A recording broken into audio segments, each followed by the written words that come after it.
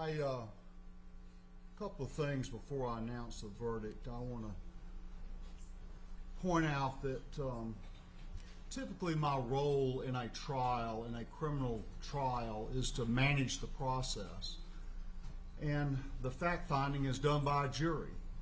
That wasn't the case in this trial. I managed the process, try to, and I was also the finder of fact, and that is somewhat of a different role than we typically see.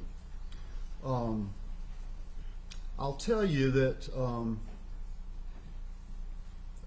you may have seen me, I make notes during the trial. I probably filled up 2 legal pads full of notes during the trial, but the closings I want to just listen, and that's what I did.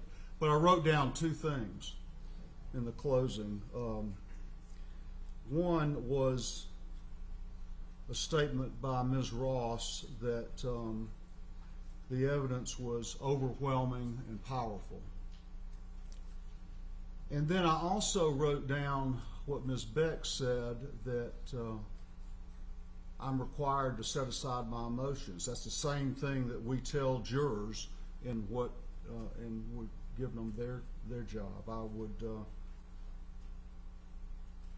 That's the way I have to approach this, and I did. Both of those statements are correct. I'll now announce the verdict. In the state of Georgia versus Jose Antonio Ibarra, case SU 24CR0323, count 1, malice murder. I find the defendant guilty.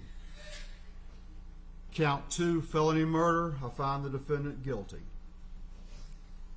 Count 3, felony murder. I find the defendant guilty. Count 4, felony murder. I find the defendant guilty. Count 5, kidnapping with bodily injury. I find the defendant guilty. Count 6, aggravated assault with intent to rape. I find the defendant guilty. Count 7, aggravated battery. I find the defendant guilty. Count 8, obstructing or hindering a 911 call. I find the defendant guilty. Count 9, tampering with evidence. I find the defendant guilty. Count 10, peeping Tom. I find the defendant guilty. I certainly will allow both sides to look at this if you want to do it.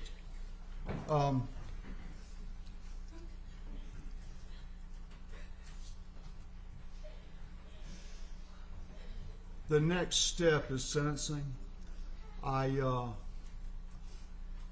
prepared to go forward with that now, or if either side suggests that you need a few minutes, an hour break or something to do that, then I'll certainly do that as well.